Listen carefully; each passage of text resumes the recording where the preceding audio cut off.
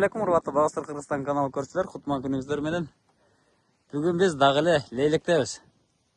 Алдыбызда ылдыйда көрүнүп турган бул Кайраккум суу сактагычы. А берки Гафуров деген Тажикстандын шаары. Мына ошого жакын жерде Минжигит деген абабыздын эрте бышар багына келе атабыз. Өрүк бак. 2 жаштагы бак. Деңиз деңгээлинен канча, Ибрагим? 400. Деңиз деңгээлинен 400 метр жерде. Берде да каты баштап ба? Судан калган окшойт. Су сарыш керек экен. Мурда каты баштап тур же мынакей. Бирдей эле экен, Бирок свет бериле экен буга. Жакшы свет ачыраак экен да. Мына свет берген. Бияка бери баштап тур. Бирдей эле экен ага. Эме менен.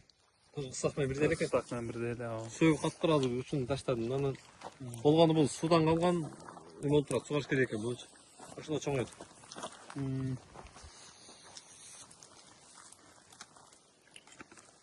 Дане каты баштап тур. Бирдей эле экен. Амурат алдыраак. Ушул карликовый өрүк да бул. 30-чы. Ушул экөө мына эски өрүк. Экөө бирдей эле эгилген. Бир жыл эгилген, бирдей суу ичет. Мактабы. Ошонун разницасын тапып көрсөңүз. Мына бул Подвай Мерабулан. Мерабулан 29 Турецкий көчөттөр. Турецкий көчөттөр. А бул болсо Местный өрүк. өзүбүздүн жергиликтүү өрүктөр. Мөмөн издеп тапкылайм. Буга берип сигнальный барып жок буга араласа тапса болобу? Бул Мурсан жайлы болуш керек мага. Жок, Турцияда болгон эле. Кайсы? Астыдагысы. Хайван толгон. Мында туугандар, ушул жерден бөлүнүп өткөндө сол тарабыбызда турган бул Түркиянын көчөттөрү. А оң жагыбыз болсо жергиликтүү көчөттөр. Айырмасы билине экен силерге дагы. Бирдей эле окшойт экен. Мынанда уже кеминде 5 килограммдан мөмө бар экен. А буларда жигиттер балким издесе бир иштеп таап калса керек. Кадимкидей эле разница бул жерде.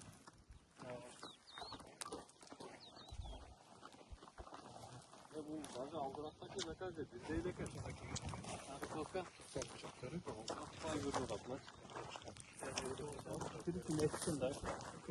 Талаш атканда кыскасы. Толо экени от жагып үрбөсө түгүнө. Толо эке эртегирээк чыгарып кой дейм. Же Ибрагим чыгарабы?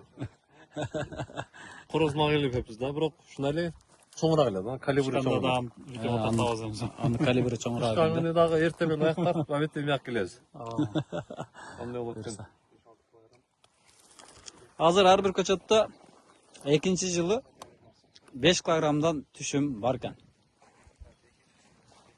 Экинчи жылы. Былтыркы жылы кайсы айда тегилген? Бул 2022 тегилген. 22 тегилген. Бул деле бирдей эгилген бир учурда. Үчүнчү жалбырак экен да уже. Мунан өскөнүн караң, мөмөсүн эле мына көрүнүп атат да. Быйыл өзү местный өрүктөрдөн элеңгисе түшүм азыраак. Буда түшүм Жергиликтүү өрүктөрдөн быйыл түшүм аз. Сатылган да. Мурдагы жылы сатылган.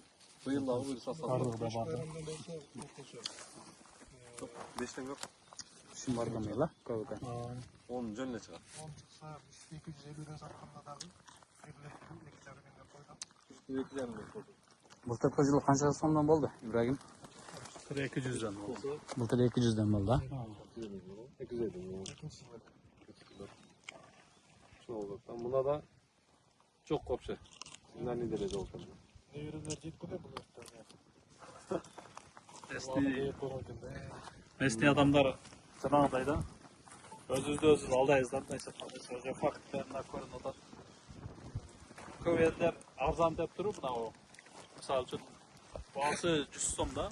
100 сомдон 120 сом, 150 сомго чейин аласың. А бунун баасы примерно 400 сом деп коем.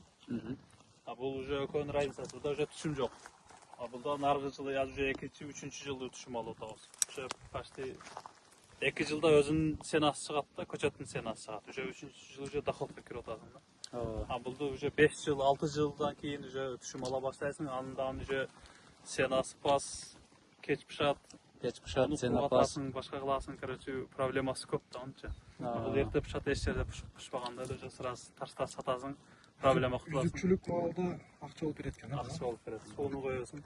Эң бир апрелде акча аз учурда Ең дыйкандарга жакшы бир финансылык колдоо болот экен. Ибрагим азыр бир сон нерсени айтты да. Мичуриндин бир сөзү бар. Сорт бардыгын аныктайт деген. Бир эле сүйлөм менен айтып койгон да. Сорт бардыгын аныктайт. Мына туугандар, мына ушул Мичуриндин сөзү мына ушул жерге тиешелүү кылсак болот. Бул жерде дагы 2 жумадан кийин бушатырган өрүктүн коросун кармап турабыз.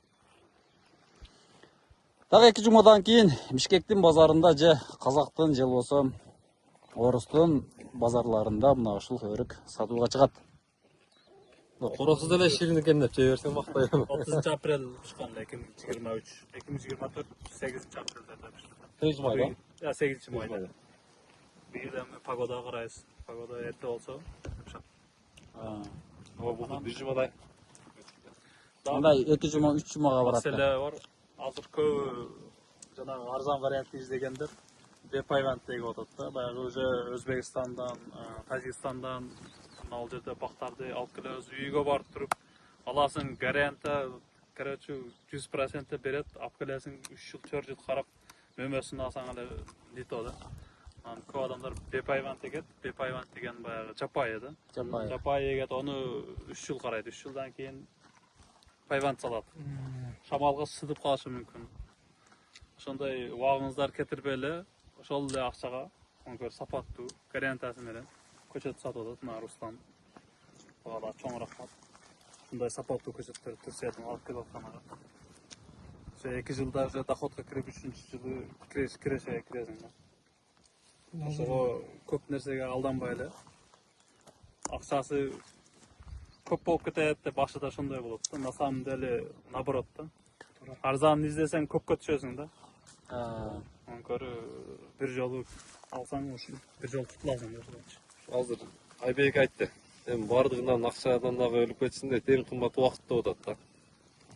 Эми бир жылга барбызбы, жокпузбу? Бирок эми бардык нерсе тез болуп, тез кайтканы жакшы да бар. Канча көп акча кирсе делечи. Азыр эми бул бизнесте илгери эми баягы эгип коет элек, балдарым жейт, неберелерим жейт депчи, эми азыр көп акча киргизип атабыз. Ошого жараша бизнестин башка түрүндө деле ошону эсептейсиң сразу. Мисалы бир ашкана салсаң же бирдеме салсаң качан кайтат депчи. Бакта деле мына факт көргөзүп атат, мына көз менен көрүп атабыз. Мисалы бүгүн 1 миллион киргиздиң, мисалы 3 жылдан кийин чыгып атат да. 4-5 жыл эселеп чыга баштайт. Мен ойлойм, эң жакшы бизнес себеби бул биздин мамлекетке акча алып келет турган бизнес. Башка айтканда Казакстандан же Орусиядан бизге мамлекетке акча алып келет. Башка айтканда културдан эң эсе жакшы нерсе да. Экологияга деле жакшы канча Кыргызстандын бренди болуп чыгат да, Кыргызстандын өндүрүшү болуп чыгат. Кыргызчага коюп коюш керек. Лекче. Аз туура айтып атасыздар. Баягы бул эми көчөттөрдүн көпчүлүгү патенттелген да. Анан буну кайра ушунун атын айтканда эртең көбөйгөндө алар деле патентти кармай баштайт да, кыйнай баштайт. Одобрение бергенби? Одобрение көң салынган.